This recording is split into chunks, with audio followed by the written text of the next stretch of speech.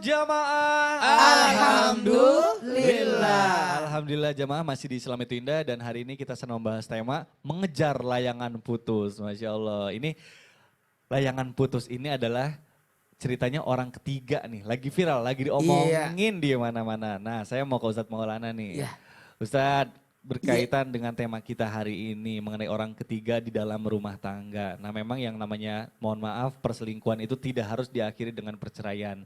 Ada juga orang-orang hebat yang bisa mempertahankan rumah tangganya. Nah ini mohon maaf nih, sebenarnya dari pandangan Islam ada nggak sih batasan-batasan atau misalnya konsekuensi yang harus diperhatikan kalau misalnya kita ingin melanjutkan lagi hubungan yang sudah hampir putus tadi. Mohon penjelasannya. Makasih banyak Mas Mikdad. Hari ini, sekarang ini pertanyaan Mas Mikdad ini mengarahkan untuk mengukuhkan, memperbaiki rumah tangga atau layangan sudah putus. Apakah kita ambil kayu, bambu untuk menyelamatkan layangan itu? Betul.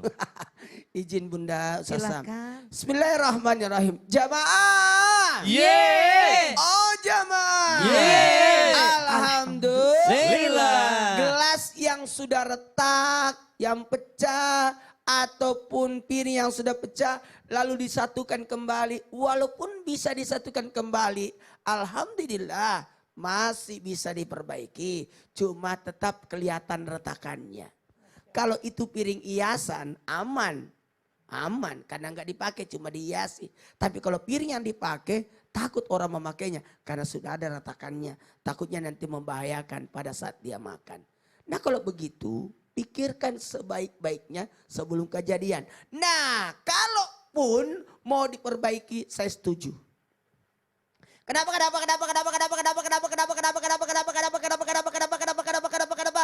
Karena ketika kita ada keinginan untuk memperbaiki, itu namanya merajut kembali.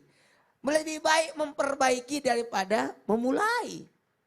Kalau memang cuma pintunya yang rusak, gak usah rusak rumahnya. Kalau memang jendelanya yang bermasalah, jendelanya aja diperbaiki. Gak usah rusak rumahnya. Inilah analogi, lebih baik kita memperbaiki. Tapi gimana nih? Saya kan sudah diselingkuhin. Apakah harus melakukan hal yang seperti yang dilakukan oleh Kinan? Mencari tahu, cari bukti, terus melabrak dan sebagainya. Terus mempertemukan dengan cara luar biasa. Chatting dan sebagainya, mengundang dua-duanya ketemu. Cara yang cerdas menurut saya. Tapi tunggu dulu, ada teknik yang terbaik. Apa teknik yang terbaik? Ingat, jangan mengambil keputusan saat emosi. Saat emosi jangan. Karena betul tadi kata Sasam yang di segmen sebelumnya, jangan sampai melakukan dosa untuk menyelesaikan dosa yang lain. Tidak akan ada habis-habisnya. Kalau ada yang dibunuh jadi hantu, kemudian hantu membunuh lagi tuh orang yang membunuh. Jadi hantu lagi itu, tidak ada habis-habisnya jadi hantu-hantu terus. Maka hendaklah memperbaiki, ingat trauma memang itu harus dihadapi, bukan dihindari. Trauma itu tidak dibiarkan, tapi harus diselesaikan, harus diperbaiki, harus dicamkan. Mohon maaf kalau Anda tidak menyelesaikan, ya, kalau Anda tidak menyelesaikan sekarang di dunia, tunggu di akhirat akan berpersoalan. Kita di akhirat mau tenang-tenang masuk surga. Waduh mau masuk, keluar lagi ada apa? Ada masalah. Ya Allah. Ingat ya, berperkara itu kalah jadi kalah jadi abu, menang jadi arang. Jadi tidak ada selesainya. Kalau begitu ayo damailah. Kalau begitu ayo ambil solusi. Apalagi ada anak. Aduh ya Allah, perbaikilah rumah tangga itu. Mohon maaf tanpa menggurui. Ayo maafkan pasangan supaya apa? Memperbaiki diri. Karena kenapa? Bisa jadi bukan karena dia, tapi karena adanya kesempatan. Bisa jadi kesalahan ini karena kita kurang perhatian. Tidak dipuaskan matanya, hatinya, perutnya, tambah di bawah perutnya. Selesaikan. Jadi tidak selama-lamanya kesalahan itu ditujukan pada laki-laki. Bisa jadi juga pada perempuan itu sendiri. Karena kenapa? Mohon maaf, tidak puas, tidak melayani, tidak memberikan servis dan sebagainya. Mana mungkin. Waduh. Suamiku pulang ke rumahmu Waduh. dalam Cukup kita lanjut ya. Boleh kita lanjut. Masya Allah. Tahu lagunya nggak, Wah, Ekdan? Apa? Tahu lagunya nggak? Nggak tahu makanya kalau tahu saya Itu ikut nyanyi. lagunya nih. Elvis Sukaesi. Aduh luar biasa ya. Gula-gula. Aduh, menarik nih, saya nanti cari tahu lagi deh. Baik, Ustaznya mohon izin nih, ini kita bicara Siap. soal layangan putus. Ini namanya mengejar itu pasti lelah ya, capek ya. Dan belum tentu juga dapat gitu ya. Kadang bisa aja direbut sama orang lain, pas udah deket tiba-tiba juga mungkin kita pas lagi ngerebut jatuh. Nah ini bicara soal hal-hal yang sudahlah gitu, misalnya udah kita akhirnya memutuskan untuk tidak mengejar layangan itu. Nah ini tapi mungkin ada tips supaya orang-orang yang ingin coba move on atau moving away itu bisa diberikan kelegaan hatinya supaya ikhlas dan juga move on dari cobaan perselingkuhan yang menimpa rumah tangganya. Mohon penjelasannya Guru, silakan. Bismillahirrahmanirrahim. Tabi kembali guruku Ustadz Maulana, Bunda Tuti, Mas Mikdad serta guru-guru kami yang dimuliakan Allah Subhanahu wa taala. Maka kalau dikatakan di dalam Al-Qur'an ba'da naqul a'udzubillahi minasyaitonir rajim, innamal mu'minuna ikhwah fa aslihu baina akhawaykum. Bagaimanapun islah itu adalah jalan yang terbaik. Apa itu islah? Menyambung kembali. Silaturrahim. Ya menyambung kembali sesuatu yang terputus. Sil mengqata'ak. Kalau kata baginda Nabi SAW. Sambung yang terputus. Maka jalan yang terbaik baik untuk pribadi sendiri ataupun orang lain ataupun pasangan yang mungkin telah mengkhianati. Maka yang terbaik adalah menyambungnya. Ustadz saya sakit hati, biarlah panen pahalanya dari sakit hatinya itu. Ustadz saya harus berusaha lebih sabar lagi. Maka pahala sabarnya itulah yang akan memasukkannya ke dalam surga. Salamun alaikum bima sabartum. Kata malaikat selamat masuk surga. Selamat datang di surga ini karena kesabaran kalian. Kesabaran apa? Kesabaran dalam membina rumah tangga. Tanpa bermaksud menggurui ataupun mengajari. Kesabaran ketika rumah tangga diuji dengan badai yang datang dari orang ketiga misalnya. Maka subhanallah itulah semua di mana kita bisa panen pahala di dalamnya. Karena kita tidak bisa mengandalkan sholat kita, puasa kita. Mungkin kita diberikan ujian oleh Allah Subhanahu wa taala dan melalui kesabaran dari ujian itulah kita dimasukkan ke dalam surganya Allah Subhanahu wa taala. Yang kedua, kalau memang tidak bisa untuk diperbaiki lagi, maka subhanallah Allah tidak mengharamkan yang namanya perceraian tapi Allah membenci perceraian. Allah marah ketika terjadi perceraian tapi Allah tidak mengharamkannya. Karena kita tidak pernah tahu memang ada keadaan-keadaan darurat yang terjadi dalam kendaraan atau nahkoda seorang yang berumah tangga. Kita nggak pernah tahu keadaan darurat yang terjadi. Maka Allah jadikan ada satu emergency exit. Apa itu? Perceraian tadi atau perpisahan tadi. Tapi tidak ada orang yang keluar dari emergency exit selama masih ada pintu biasa. Maka subhanallah jadikan perceraian itu, perpisahan itu adalah jalan terakhir. Kalau memang sudah tidak bisa diperbaiki, selalu terjadi kezaliman, selalu kefikiran, maka subhanallah ini adalah jalan terakhir atau jalan darurat. Tapi bukan jalan yang utama. Kemudian setelah yang namanya ya udahlah berpisah, bagaimana caranya move on atau move on dari masalah ataupun move on daripada rumah tangganya. Kembalikan semuanya kepada Allah Subhanahu wa taala. Lihat cara baginda Nabi sallallahu alaihi wasallam move on dari suatu kesedihan. Nabi sallallahu alaihi wasallam diberikan kesedihan oleh tetangganya, diejek, disakiti. Maka apa yang dilakukan baginda Nabi sallallahu alaihi wasallam? Turun ayat,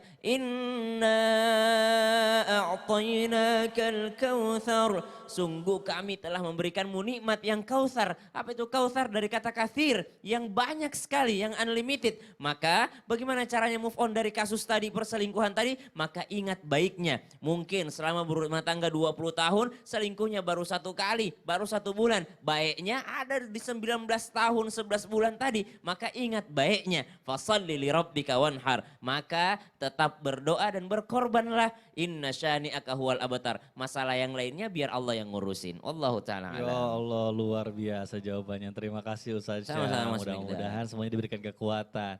Nah yang terakhir nih, ini juga nggak kalah pentingnya nih. Bicara soal orang ketiga, kerusakan di dalam rumah tangga. Kadang kita tadi mungkin sudah membahas mengenai apa sih hukumnya, terus juga dampaknya kepada istri atau suami. Nah kita lupa nih bahwa ada anak juga yang kadang dia tidak ingin sebenarnya terlibat. Kalau misalnya seorang anak itu disuruh milih mau ikut sama ayah atau sama ibunya pasti nangis karena dia bingung mau pilih yang mana.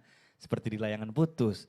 Anaknya itu bilang kalau misalnya kalau kamu menyakiti ibu berarti papa menyakiti aku juga. Waduh luar biasa. Jadi kalau misalnya berselingkuh tuh bukan hanya menyakiti ibunya tapi anaknya juga. Nonton juga. Nonton dong, karena istriku nonton. Nah bagaimana nih cara terbaik menurut sudut pandang Islam untuk menjelaskan dan memberikan pengertian perpisahan yang terjadi di antara kedua orang tuanya kepada anak Bunda? Mohon penjelasannya Baik, Kang silakan. Mikdad. Izin Ustadz Maulana, izin Ustadz Syam. Bismillahirrahmanirrahim. Allahumma sholli ala Sayyidina Muhammad wa ala ali Sayyidina Muhammad. Anak di dalam keluarga yang berpisah pasti akan menjadi korban nomor satu. Bukan saja suami, bukan saja istri, tapi anak yang harus kita pikirkan.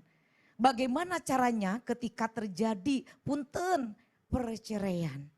Orang tua untuk menyampaikan ini kepada anak yang menjadi korban. Karena tidak ada anak yang bermimpi orang tuanya berpisah. Pertama, orang tua itu harus terbuka kepada anak. Yang disebut dengan terbuka seperti apa? Sesuaikan dengan usia anak. Jika masih balita, anak kan masih dalam pangkuan ibu yang belum mengerti apa-apa, komunikasi belum bisa bersambung artinya ketika diajak berdiskusi. Ketika anak usia anak-anak SD, maka orang tua harus menganalogikan. Misalkan kamu sedang bermain dengan temennya nih, ada masalah. Bagaimana kita menceritakan? Kalau ada masalah, kakak dengan adik aja suka ada masalah ya. Nah sekarang mama sama papa ada masalah. Sesuaikan komunikasi bahasa yang termudah yang bisa dipahami dengan usia anak kita. Karena anak juga tidak bermimpi hal itu terjadi. Kenapa ini terjadi kepada saya? Berikutnya adalah cari waktu yang tepat. Karena waktu itulah yang harus tepat. Jangan anak sedang emosi, kemudian orang tua sedang emosi, ibunya sedang emosi, bicara tentang hal yang tidak diinginkan diungkapkan. Maka tidak akan ada satu solusi yang enak di hati anak. Kemudian berikan kepada anak itu pengertian. Karena dengan pengertian, dengan kejujuran, ibu dan bapak itu sebetulnya berat. Tidak ingin mengatakan tapi harus mengatakan juga. Lihat waktunya, apakah sekarang tepatnya ataukah nanti. Anak menjadi korban perceraian harus dijamin. Kasih sayangnya tidak akan terputus. Karena ini adalah tanggung jawab kedua orang tua. Maka dimanapun orang tua berada, baiknya membicarakan bersama-sama. Jangan anak itu mendapatkan informasi dari ibunya saja atau dari ayahnya saja. Maka ibu dan ayah ini harus membicarakan bersama. Karena ini adalah masalah berdua, anak tidak mengerti apa-apa. Bagaimana kalau misalkan anak khawatir, aduh nanti kalau ibu berpisah saya tidak mendapatkan kasih sayang. Udah pastilah anak itu akan merasakan kesedihan. Itulah pekanya kita perasaan ibu dan bapak kepada anak. Kenapa? Karena anak itu adalah tidak menginginkan hal ini terjadi. Jadi komunikasi. Betul. Yang harus kita tanamkan. Betul. Komunikasi yang harus maksudnya disesuaikan dengan Betul. umur Berat dan juga kan? waktu. Bagaimana caranya? Berat sekali itu untuk menyampaikan. Makanya ya, mudah-mudahan Allah memberikan kekuatan juga bagi orang-orang yang sedang diuji, bagi anak-anak yang mohon maaf misalnya lahir dari keluarga broken home. Baik jamaah, insya Allah setelah ini, insya Allah kita akan memberikan kesempatan lagi jamaah untuk memberikan pertanyaan dan insya Allah akan dijawab oleh guru-guru kita dalam segmen Tanya Dong Ustadz. Jadi tetap di Islamet Indah, tetap di Islamet Indah jamaah, alhamdulillah. Lagi mikirin apa?